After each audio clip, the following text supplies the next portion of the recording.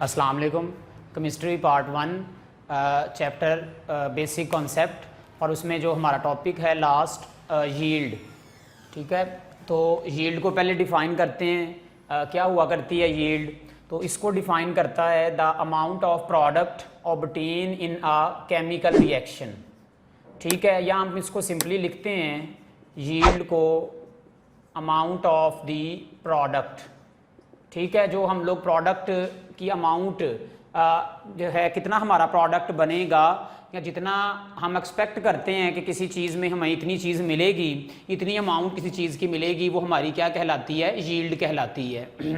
Simply हम yield को क्या कह सकते हैं? पैदावार, मिकदार कि इतनी कुछ चीज़ जो है वो हो सकती है, वो हमारी जो है यील्ड के तौर पर कहलाएगी। यील्ड दो तरह की हुआ करती है।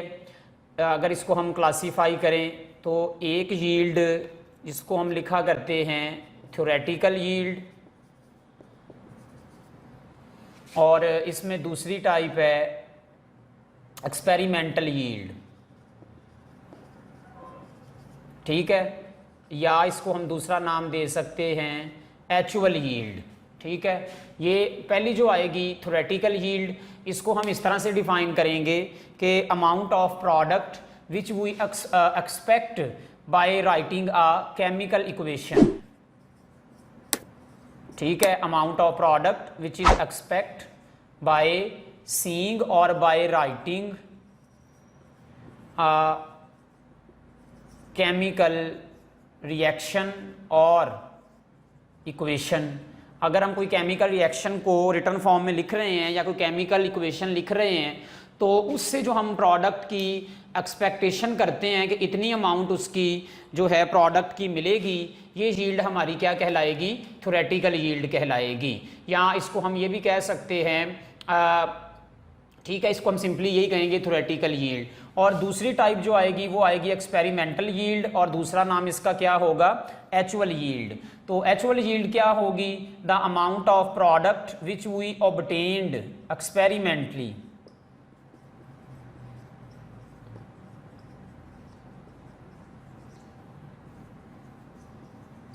Bye doing experiment. Amount of product जो कि हम एक्सपेरिमेंटली जो है वो हासिल करेंगे वो हमारी क्या कहलाएगी? एक्चुअल यील्ड कहलाएगी। फ़र्ज़ करें हम कोई एक केमिकल रिएक्शन लिखते हैं, जैसा कि कैल्शियम कार्बोनेट सॉलिड है। अगर हम इसको हीट करें, ठीक है, हाई टेम्परेचर पर, तो ये कन्वर्ट होगा कैल्शियम ऑक्साइड में, और साथ इसमें से क्या एवोल्यूशन हो जाएगी? कार्बन डाइऑक्साइड की गैस की एवोल्यूशन होगी। तो ये हमारा रिएक्टेंट था, ये प्रोडक्ट है। अब एक तो हम यहाँ से ये बता सकते हैं कि अगर ये 1 मोल है तो हमें 1 मोल ये सॉलिड प्रोडक्ट मिलेगा, ये सॉलिड है सॉरी, और 1 मोल हमें क्या मिलेगी? कार्बन डाइऑक्साइड गैस मिलेगी। तो ये जो हम एक्सपेक्ट करते हैं इससे, फ़र्ज़ करें इसका अगर हम मोलर मैस निकालें तो कैल्शियम है 40, कार्बन इसमें है 12, ऑक्सीजन इसमें 16 × 3 48, तो ये बनेगा 100। अगर हम 100 ग्राम जो है कैल्शियम कार्बोनेट लें तो हमें इसमें से 44 ग्राम हमें क्या मिलेगी? कार्बन डाइऑक्साइड मिलेगी। तो ये हम जो है एक्सपेक्ट कर रहे हैं इस इक्वेशन को देखकर, इसका मतलब है ये जो एक्सपेक्ट कर रहे हैं वैल्यू, ये हमारी क्या होगी? Theoretical yield. अब हमें एक्सपेरिमेंटली ये कितनी मिलती है? हो सकता है ये 40 ग्राम मिले, जितनी एक्सपेरिमेंटली हमें अमाउंट इसकी मिलेगी एक्चुअल में, ये क्या कहलाएगी? इसकी एक्चुअल यील्ड कहलाएगी। तो ये दोनों में डिफरेंस है कि थ्योरेटिकल यील्ड हम एक्सपेरिमेंट को देखकर, इक्वेशन को देखकर प्रिडिक्ट कर सकते हैं कितना होगा। ठीक है, ऐसा तभी हुआ करता है जब हमने जैसे पीछे पढ़ा था स्टीकियोमीट्रिकली कि ये जो रिएक्शन है ये साइड रिएक्शन ना हो, ये कंप्लीट कन्वर्ट हो जाए प्रोडक्ट में, तो ये जो हम एक्सपेक्ट करेंगे थ्योरेटिकल आएगा, और जो एक्चुअल में हमें ये मिलेगी वो हमारी क्या होगी? एक्सपेरिमेंटल या एक्चुअल यील्ड होगी। ठीक है, अब इसमें एक शॉर्ट क्वेश्चन ये आएगा कि जब भी हम कोई एक्सपेरिमेंट करते हैं तो उसमें हमारी जो नॉर्मली तो मैंने कहा ये तब ऐसा होगा कि हमें जितनी हम एक्सपेक्ट करते हैं केमिकल इक्वेशन से हमें उतनी यील्ड मिल जाए अगर स्टिकियोमीट्रिकली जो है हम कहते हैं केमिकल रिएक्शन इस चीज़ को फॉलो करें, जिसमें हम डिफरेंट कंडीशन हम लोग पढ़ चुके थे। लेकिन कई दफ़ा ऐसा होता है कि जो हमारी एक्चुअल यील्ड होती है वो हमारी इस थ्योरेटिकल यील्ड से हमेशा कम होती है। अब ऐसा क्यों है, ये शॉर्ट क्वेश्चन भी है, why actual yield is less than the theoretical yield. तो ऐसा क्यों है, इसके लिए कुछ रीज़न है और ये इंपॉर्टेंट शॉर्ट क्वेश्चन है, ये आप लोगों ने याद करना है। कई दफ़ा बोर्ड में भी आया हुआ है, why actual yield is less than the theoretical yield. तो इसके लिए 3 रीज़न हैं इसमें। पहली रीज़न कि कोई अनएक्सपीरियंस्ड या इनएक्सपीरियंस्ड वर्कर जो है वो काम कर रहा हो, ठीक है, इनएक्सपीरियंस्ड पर्सन, ऐसा पर्सन जिसको कोई एक्सपीरियंस नहीं है, ठीक है, वो अगर कोई प्रोडक्ट निकाल रहा है तो निकालते हुए उससे ज़रूरी तौर पर जो है वो लॉस हो जाएगा प्रोडक्ट का, तो उस वक्त उसकी एक्चुअल यील्ड थ्योरेटिकल से क्या कर जाएगी, डिक्रीज़ कर जाएगी, ठीक है। जैसा कि हम सेपरेशन करते हैं, हम 2 लिक्विड ले लेते हैं, ठीक है, हम लिक्विड ले रहे हैं, उसमें हम उसकी सेपरेशन करते हैं, फ़र्ज़ करें वाटर में अल्कोहल ऐड कर दी, ठीक है। इसी तरह से हम कोई सॉलिड को किसी सॉल्वेंट में ऐड कर देते हैं और चाहते हैं उसको वहाँ से अलहदा करना, ठीक है, जैसा कि हम बेंजोइक एसिड को ऐड कर देते हैं वाटर में, तो ये आ जाएगा प्रोसेस सेपरेशन का। अब इस सेपरेशन के दौरान कुछ प्रोसेस यूज़ होते हैं इनको सेपरेट करने के लिए, जिसमें मैं उनके नाम लिख रहा हूँ, बुक में भी लिखे हैं। सेपरेशन प्रोसेस के अंदर यूज़ हो सकता है क्रिस्टलाइजेशन, सेपरेशन प्रोसेस के अंदर मेथड यूज़ हो सकता है डिस्टिलेशन, ठीक है। इसी तरह से क्रिस्टलाइजेशन के अंदर कुछ और भी प्रोसेस यूज़ होते हैं, वॉशिंग, ड्राइंग, ठीक है। ऐसे ही सेपरेशन के अंदर एक और प्रोसेस है सेपरेशन बाय सेपरेटिंग फनल। ये सारी चीज़ें सेकंड चैप्टर में जाकर हमने पढ़नी है। तो ये कुछ प्रोसेस हैं जिनसे हम लोगों ने क्या करना है, कुछ चीज़ों को सेपरेट करना है। अब इसकी सेपरेशन के दौरान भी चाहे कोई एक्सपीरियंस पर्सन भी हो, कई दफ़ा उससे ऐसा होता है कि इनमें हमारी जो एक्चुअल अमाउंट होती है वो थोड़ी सी क्या हो जाती है, लेस हो जाती है। हमारे पास टोटल जो अमाउंट प्रोडक्ट की होती है वो हम लोग उसको सेपरेट नहीं कर सकते। तो दूसरी रीज़न ये आ जाएगी। पहली रीज़न कि इनएक्सपीरियंस पर्सन जो होगा, ठीक है, जब भी वो काम करने लगेगा तो उससे कोई ना कोई जो है वो मिस्टेक होगी। जैसे हम किसी चीज़ को जो है वो फर्ज करें हम कुछ चीज़ तोलना चाहते हैं, तो अगर कोई अनएक्सपीरियंस है पर्सन तो ज़रूरी नहीं है कि वो करेक्ट उतनी ही चीज़ जो है वो उसको तोल ले, उसमें कमी ज़्यादती आ सकती है। दूसरा कि अगर सेपरेशन प्रोसेस में हम कोई प्रोडक्ट हासिल कर रहे हैं तो इन टेक्निक में भी कई दफ़ा ऐसा होता है कि एक्चुअल अमाउंट जो है वो हमारी थोड़ी सी क्या हो जाती है, टोटल से कम हो जाती है, ठीक है। और इसमें तीसरी रीज़न भी है एक, जो हम लोग पीछे भी पढ़ चुके थे कि हमारा जो रिएक्शन चल रहा था उसमें कोई एक प्रोडक्ट नहीं बल्कि 7 बाई प्रोडक्ट भी बनना शुरू हो गए।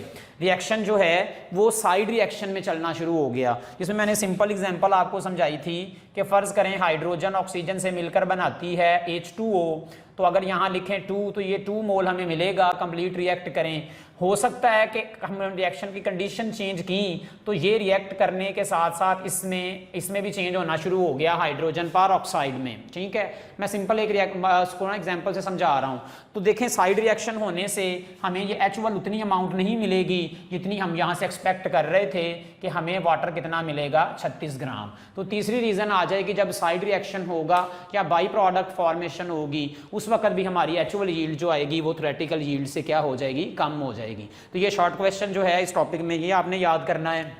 अब जो हमारा जब हम कोई प्रोसेस करते हैं यील्ड जो है उसकी हासिल करते हैं, ठीक है, तो जो उसकी यील्ड की जो हम लोगों ने बतानी होती है कि हमने कोई एक रिएक्शन किया उसमें हमें इतनी यील्ड आई, इस चीज़ को एक्सप्रेस करते हैं एफिशिएंसी ऑफ रिएक्शन में, ठीक है, कि हमारी रिएक्शन की एफिशिएंसी कितनी है, कि किस हद तक जो है हम लोग इस रिएक्शन से ये वाले जो प्रोडक्ट है इस प्रोसेस से हासिल कर सकते हैं। तो एफिशिएंसी जो होती है ना रिएक्शंस की, कि ये बताना कि इस प्रोसेस से या इस तरीके से हमारा प्रोडक्ट जो है वो इतना हासिल होगा, इस एफिशिएंसी को रिप्रेजेंट किया जाता है परसेंटेज फॉर्म में, ठीक है। और वो परसेंटेज क्या होगी कि एफिशिएंसी हम बताएंगे कि एक्चुअल में हमारी इतनी यील्ड थी और हमें इतनी मिली, तो इन दोनों का जो रिलेशन इक्वेशन है वो दरअसल हमारी क्या होगी, एफिशिएंसी, और मैंने कहा ये रिप्रेजेंट किस में की जाएगी, परसेंटेज फॉर्म में, ठीक है। और परसेंटेज के लिए यहाँ वर्ड यूज करेंगे कि efficiency of our reaction is represented in percentage yield, ठीक है। और परसेंटेज यील्ड किसके इक्वल होगी कि actual yield divided by theoretical yield, और परसेंटेज के लिए साथ क्या कर लेते हैं, मल्टीप्लाई बाय 100। तो ये एक फार्मूला आ गया कि हम एफिशिएंसी ऑफ द रिएक्शंस को किस में रिप्रेजेंट करेंगे, परसेंटेज यील्ड की फॉर्म में, और वो इक्वल आ जाएगी actual yield over theoretical yield के, ठीक है। तो देखें हमें पता है हमेशा जो है वो थ्योरेटिकल यील्ड एक्चुअल से क्या हुआ करती है, ज़्यादा। तो इसका मतलब है हम कभी भी 100% जो है, जब भी ऐसा होगा कि अगर हमारी थ्योरेटिकल एक्चुअल यील्ड हमारी कम हो रही है तो कभी भी हमारा आंसर जो है वो 100% नहीं आएगा, ठीक है। उसमें कोई ना कोई जो हमारे, जैसा कि हमने ये प्रोसेस पढ़ा, इनकी वजह से प्रोडक्ट थोड़ा सा लॉस होगा तो हमारी थ्योरेटिकल जो होगी वो एक्चुअल के बराबर नहीं होगी। मैंने कहा उस वक्त ऐसा हो सकता है कि थ्योरेटिकल यील्ड जो है वो इक्वल किसके हो जाए, एक्चुअल के। ये उस वक्त ही ऐसा होगा जब स्टिकियोमीट्रिकली रिएक्शन फॉलो किया जाएगा, ठीक है। कोई रिएक्शन करवा रहे हैं तो उसमें law of conservation of mass follow हो, ठीक है, टोटल अमाउंट टोटल प्रोडक्ट में कन्वर्ट हो, साइड रिएक्शन ना हो सके, तो उस वक्त थ्योरेटिकल यील्ड किसके इक्वल आ जाएगी, एक्चुअल के। अब इसको लेकर हम एक एग्जाम्पल करते हैं और उसमें देखेंगे कि हमारी एक्चुअल यील्ड जो होगी वो कम होगी, ठीक है। ये एग्जाम्पल नंबर है आपकी बुक में दी गई है 14, इंपॉर्टेंट है। ये समझकर आप लोगों ने आगे इसी एक्सरसाइज का, इस चैप्टर की एक्सरसाइज का क्वेश्चन नंबर शायद 22 है, वो बिल्कुल सेम इसी एग्जांपल से रिलेट है, न्यूमेरिकल प्रॉब्लम, वो भी सॉल्व करनी है। तो इसमें लिखता है व्हेन लाइमस्टोन, लाइमस्टोन कहते हैं कैल्शियम कार्बोनेट, इसको कहता है जब हम रोस्ट करते हैं, रोस्ट मीन हाई टेम्परेचर पर इसको हीट करते हैं तो ये कन्वर्ट होगा कैल्शियम ऑक्साइड में और साथ बनेगी कार्बन डाइऑक्साइड गैस। अब वो कहता है कि according to this actual yield of calcium oxide is 2.5। कहता जब हमने एक्सपेरिमेंट किया, एक्चुअल यील्ड इसकी कैल्शियम ऑक्साइड की, इस प्रोडक्ट की बात कर रहा है, तो वो हमें कितनी मिली, 2.5 kg। अगर हम इसको ग्रामों में ले आएँ ये बनेगा 2500, ठीक है, ग्राम, ठीक है, 2500 ग्राम ये बनेगा। कहता है कब ऐसा होगा, when 4.5 kg of limestone is roasted. वो कहता है हमने 4.5 kg जो है लाइमस्टोन लेकर रोस्ट किया तो हमें एक्चुअल अमाउंट जो थी कैल्शियम ऑक्साइड की वो मिली है 2.5 kg। What is the percentage yield, आप इसकी परसेंटेज यील्ड निकालें। तो परसेंटेज निकालने के लिए हमें एक्चुअल में तो दे दी गई है कि एक्चुअल यील्ड इसकी इतनी है, हमने क्या करना है, थ्योरेटिकल यील्ड निकालनी है। तो थ्योरेटिकल यील्ड निकालने का क्या तरीका है, हम उसको निकाला करते हैं by a chemical reaction. Theoretically जो हम ये इक्वेशन लिख देते हैं उस इक्वेशन को देखकर थ्योरेटिकल यील्ड निकालते हैं, ठीक है। तो यहाँ हम लोग निकालते हैं थ्योरेटिकल यील्ड, ठीक है, इसकी थ्योरेटिकल यील्ड निकालते हैं। उससे पहले हम लिखते हैं, इनकी वैल्यूज़ को ज़रा चेंज कर लेते हैं कि जो हमारा कैल्शियम ऑक्साइड आया इसकी AY मैंने लिख दिया, एक्चुअल यील्ड आई 2.5 kg या 2500 ग्राम, ठीक है। और कहाँ से, जब हमने कैल्शियम कार्बोनेट लिया, कैल्शियम कार्बोनेट था 4.5 kg और ये ग्रामों में कितना होगा, 4500 ग्राम, इतने ग्राम होगा, ठीक है।